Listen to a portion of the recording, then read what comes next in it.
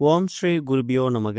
ஓம் ஸ்ரீ மகா பெரியவா சரணம். வரும் மார்ச் 2ஆம் தேதி திங்கட்கிழமை மாசி மகம். அன்றைய தினம் வீட்டில் வாங்கக்கூடிய சில முக்கியமான பொருட்கள். இந்த பொருட்களை வாங்குறதால உங்க வீட்டுக்குள்ள எக்கச்சக்கமான செல்வ வளங்கள் பொங்கி வழியும். அது என்ன வழிபாட்டு முறைன்னு பார்க்கறதுக்கு முன்னாடி நம்மளோட வீடியோஸை இப்போதான் நீங்கள் ஃபர்ஸ்ட் டைம் பார்க்குறீங்கன்னா மறக்காமல் சப்ஸ்கிரைப் பண்ணிக்கோங்க. தொடர்ந்து இது மாதிரி அப்டேட் தெரிஞ்சுக்கிறதுக்கு பக்கத்துக்கு நோட்டிஃபிகேஷன் பெல்லை கிளிக் பண்ணி ஆல் அப்படிங்க செலக்ட் பண்ணிக்கோங்க. இப்போ மாசி மக தினத்தில் என்ன மாதிரி வழிபாடுகள் செய்து என்ன மாதிரி பொருட்களை வாங்கி வைக்கணும் அப்படிங்கிற பற்றி தெளிவாக தெரிஞ்சுக்கலாம். மாசி மகம் அப்படிங்கிறனாலே நம்மளோட பாவத்தை போக்கிக்கக்கூடிய அற்புதமான ஒரு நாள். அன்றைய தினம் கடல் ஆடுதல், நீராடுதல் அப்படிங்கிற மாதிரி பல பெயர்களில் புனித நதிகளுக்கு போயிட்டு நம்ம நீராடுறது மூலயமா நாம் இதுவரைக்கும் செய்திருக்கக்கூடிய தெரிந்தோ தெரியாமலோ நம்ம மேலே வந்திருக்கக்கூடிய எக்கச்சக்கமான பாவங்களும் சாபங்களும் விலகி ஓடும் அப்படிங்கிறது தான் இந்த ஒரு மாசி மகத்தை கொண்டாடுவதற்கான முக்கியமான நோக்கம். கண்டிப்பான முறையில் எல்லாருமே புனித நதிகளுக்கு போயிட்டு, அப்படி உள்ள பக்கத்தில் புனித நதிகள் இல்லை, கடல் இல்லை அப்படிங்கிறவங்க ஆறு, ஏரி, குளம் இது மாதிரி என்ன நீர்நிலைகள் இருக்குதோ அங்கே போயிட்டு நீராடிட்டு வரலாம். ஒரு வருஷமும் மாசி மாதத்தில் வரக்கூடிய மகம் நட்சத்திரமும் அதே மாதிரி பௌர்ணமியும் சேர்ந்து வரக்கூடிய நாளை தான் நாம மாசி மகமாக கணக்கில் எடுத்துக்கிறோம். அன்றைய தினம் எக்கச்சக்கமான கோவில்களில் அங்கே இருக்கக்கூடிய திருக்குளத்துல தெப்ப உற்சவம் நடக்கும். அந்த தெப்ப உற்சவத்தை பார்த்தாலே கோடி புண்ணியம். மார்ச் 2ஆம் தேதி இந்த மகம் நட்சத்திரம் அப்படிங்கிறது காலையில 8:16. அதாவது திங்கட்கிழமை காலையில 8:16 தான் மகம் பிறக்குது. அது மறுநாள் செவ்வாய்க்கிழமை காலையில 8:07 வரைக்கும் இருக்கு. பௌர்ணமி திதியை பொறுத்த வரைக்கும் திங்கட்கிழமை மாசி மகம் நட்சத்திரம் வருதுல்ல, அன்றைய தினம் மாலை 6:28 ஆரம்பிக்கக்கூடிய பௌர்ணமி திதி மறுநாள் செவ்வாய்க்கிழமை மாலை 5:52 வரைக்கும் இருக்கு. எப்படி பார்த்தாலும் மாசி மகம் நமக்கு மகம் நட்சத்திரம் திங்கட்கிழமை நாள் முழுக்க இருக்கு.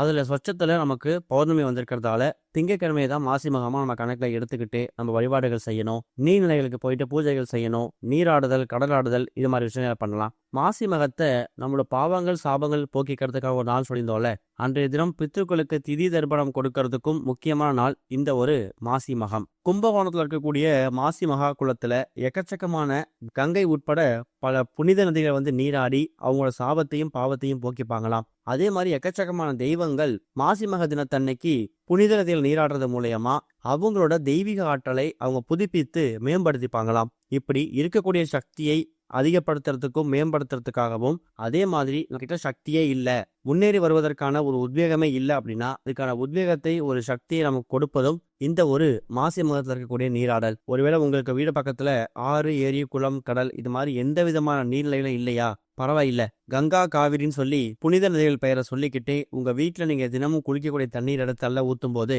கண்டிப்பா அன்றைய தினம் புனித நதியில நீராடின ஒரு பலனை நீங்க வீட்டிலேயே பெற முடியும். சிவபெருமான் வழிபாடு ரொம்ப முக்கியம். அதே மாதிரி இந்த ஒரு மாசி மக தினத்தன்னைக்கு தான் அம்பாள் தாட்சாயினி அவதாரம் எடுத்ததாகவும், இன்னொரு பக்கம் சிவபெருமானுக்கு முருகப்பெருமான் பிரணவ மந்திரத்தை சொல்லி கொடுத்ததும் இந்த ஒரு மாசி மக தினத்துலதான். அதனாலதான் சிவபெருமான், அம்பாள், அம்மன், அதே மாதிரி முருகன்னு சொல்லி எல்லா கடவுளுக்கும் ரொம்ப உகந்த நாளா இந்த மாசி மகத்தை நம்ம எடுத்துக்கணும். இப்படி பல மகத்துவங்கள் நிறைந்த இந்த ஒரு மாசி மக தினத்துல நம்ம வீட்டுல வாங்கி வைக்கக்கூடிய ஒரு பொருட்கள் மூலயமாவும் சிவ கடாட்சம் உட்பட லட்சுமி கடாட்சம் வரைக்கும் எக்கச்சக்கமான விஷயங்கள் நம்ம குடும்பத்துக்கு வந்து சேரும். அதுல முதல் முக்கியமான பொருள், எந்த பொருள் வாங்குறீங்களோ இல்லையோ கண்டிப்பா இந்த ஒரு பொருள் நீங்க வாங்கியே ஆகணும். அதுதான் கொள்ளு. கொள்ளு ஏன் வாங்கணும் அப்படிங்கிற கேள்வி நிறைய பேருக்கு வரும். மாசி மகம், அந்த மகம் நட்சத்திரம் இருக்குல்ல, அது நவகிரகங்கள்ல கேதுவோட நட்சத்திரமாம். நவகிரகங்கள்ல ஒரு கிரகத்துக்கும் ஒரு நட்சத்திரம் வரும். அதுல கேது பகவானுக்கு உரியது இந்த மக நட்சத்திரம். கேது பகவானுக்கு உகந்த தானியம் கொள்ளுதான். அந்த கொள்ளு ஒரு 5 ரூபாய் 10 ரூபாய்னு குறைந்தது எவ்வளோ வாங்க முடியுமோ அதை வாங்கிட்டு உங்க வீட்டில் பூஜையில வச்சுட்டு அதை நீங்க பயன்படுத்தினாலும் சரி, இதை பயன்படுத்தாம சின்ன பாக்ஸ்ல போட்டு பூஜையிலேயே வச்சுக்கிட்டாலும் சரி, உங்க விருப்பம். ஆனா கண்டிப்பா அப்படி வாங்கணும். அப்படி கொள்ளு வாங்குறதால ராகு கிரக தோஷம் இருக்குல்ல, அப்படி வரக்கூடிய கிரகதோஷ பாதிப்புகளோட தாக்கம் இதை ஓங்கி விழாம தாங்கி விழும். அடுத்ததா இந்த மகம் மாசி மாதம் முழுக்க முருகனுக்கு ரொம்ப உகந்தது. திருச்செந்தூர் மாதிரியான முருகன் கோவில்கள்ல மாசி மக திருவிழாவே நடக்கும். அந்த அளவுக்கு முருகப்பெருமானுக்கு இந்த மாசி மகம் உகந்தது அப்படிங்கறதால அவருக்கு உகந்த எந்த பொருளை வேணா வாங்கலாம். அதுல ரொம்ப முக்கியமான பொருள் சந்தனம். நம்ம வீடு பக்கத்துல கடைகளில் கிடைக்கக்கூடிய அந்த சந்தன விலைகள் இருக்குல்ல, அதுல ஒரு 5 ரூபாய் 10 ரூபாய் எவ்வளவு வாங்க முடியுமோ அதை வாங்கிட்டு பூஜையில பூஜை பண்ணிட்டு அதுக்கப்புறம் தினமும் அந்த சந்தனத்தை நீங்க பயன்படுத்தலாம். அடுத்ததா சிவபெருமானுக்கு ரொம்ப உகந்த மலர்கள் அது நிறைய இருக்கு. அவருக்கு ரொம்ப பிடித்த தாமரை மலரை வாங்கிட்டு வந்து பூஜையில வச்சு பூஜை பண்றோமா, சிவ கடாட்சம் பெருகும். அதே மாதிரி இந்த வருஷம் மாசி மகம்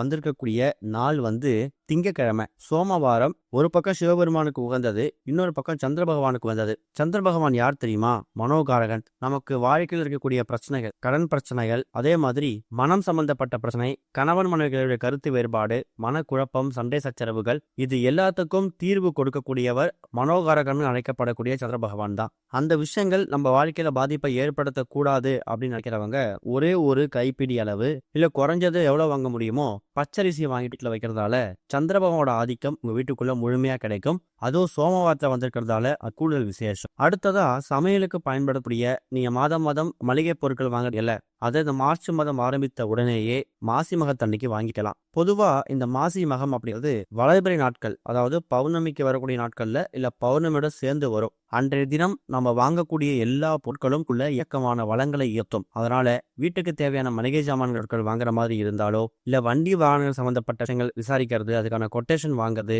அதுக்கான ஸ்டெப் எடுத்து வைக்கிறது, இது மாதிரி எந்த விஷயமா இருந்தாலும் வளர்பிறை நாள், திங்கட்கிழமை, பௌர்ணமி, மாசி மகம் எல்லாம் சேர்ந்து இருக்கும். கண்ணை மூடிட்டு வாங்கலாம். கடைசியா குங்குமம். குங்குமம் அப்படிங்கிறது அம்பாள் மகமாயி மாரியம்மனுக்கு ரொம்ப உகந்தது. நம்ம முன்னாடியே சொல்லியிருந்தோம், இந்த மாசி மகம் அப்படிங்கிறது அம்பாள் தாட்சாயினி அவதாரம் எடுத்த நாளாவும் கணக்குல எடுத்துக்கிறதால குங்குமத்தையும் வாங்கி நம்ம வீட்டணும். இப்ப சொல்லிருக்கக்கூடிய பொருட்கள்ல ஏதாவது ஒரு சில பொருட்கள் தான் வாங்க முடியும் அப்படின்னா, உங்களால எந்த பொருட்களை ரொம்ப எளிமையா வாங்க முடியுமோ அதுல 3 பொருட்களை நீங்களே தேர்ந்தெடுத்துக்கலாம். எல்லா பொருளையும் வாங்கி வைக்கிறேன் அப்படின்னாலும் தாராளமா செய்யலாம். இந்த பொருட்களை வாங்கி வைக்கிறதால என்ன மாற்றல் வந்துட போகுது வரும். சொல்ல போனா இந்த பொருட்கள் எல்லாமே மாசி மகம் அன்றைய தினம் வந்திருக்கக்கூடிய திதிக்கும் நட்சத்திரத்துக்கும், அதே மாதிரி அன்றைய தினம் வரக்கூடிய அந்த நாளைக்கு ஏற்ற தெய்வங்களுக்கு உரிய பொருட்கள். குறைந்தது ஒரு 100 ரூபாய் செலவு பண்ணீங்கன்னா இந்த பொருட்கள் எல்லாத்தையும் நீங்க வாங்கி வீட்டில் வைக்கலாம். அது மூலமா பெரிய மாற்றம் ஏற்படும் போது அதுக்கான லாபம் உங்களை மட்டும்தான். அதே மாதிரி நீராடுதல், கடலாடுதல், தண்ணிக்கு முக்கியத்துவம் கொடுக்கக்கூடிய நாள் அப்படிங்கிறதால ஒருவேளை கோவிலுக்கு போறீங்கன்னா உங்க வீடு பக்கத்துல கோவிலுக்கு போகும்போது அங்க வரக்கூடிய பக்தர்களுக்கு கையால தண்ணீர் பாட்டில் தானமா கொடுக்கலாம். இல்ல தண்ணீர் பந்தல் அமைத்து தாகத்துல வரக்கூடியவங்களுக்கு தானமா கொடுக்கலாம். மாசி மகம் தினத்துல எவ்வளோ ஏழை எளிய மக்கள் ரோட்ல கஷ்டப்பட்டு வேலை செய்வாங்க, வேர்வை சிந்தி உழைப்பாங்க. அவங்களுக்கு ஒரு பாட்டில் தண்ணீர் வாங்கி கொடுக்கறதும் இதுவரை உங்களை பிடித்திருந்த எல்லா விதமான பாவங்களுக்கும் சாபங்களுக்கும் ஒரு நிவர்த்தியான விஷயமா அமையும். கூடவே நீராடுதல், கடலாடுதல் சொல்லக்கூடிய நிகழ்வையும் பண்ணுங்க. கண்டிப்பா மாசி மகத்து பிறகு வரக்கூடிய எல்லா விதமான நாட்களும் நல்ல நாட்களாக, சிறப்பான நாட்களாக, நீங்க எதிர்பார்த்த நாட்களாக அமையும். நம்பிக்கையோட பண்ணுங்க, நல்லதே நடக்கும். ஓம் ஸ்ரீ குருபியோ நமக. ஓம் ஸ்ரீ மகா பெரியவா சரணம்.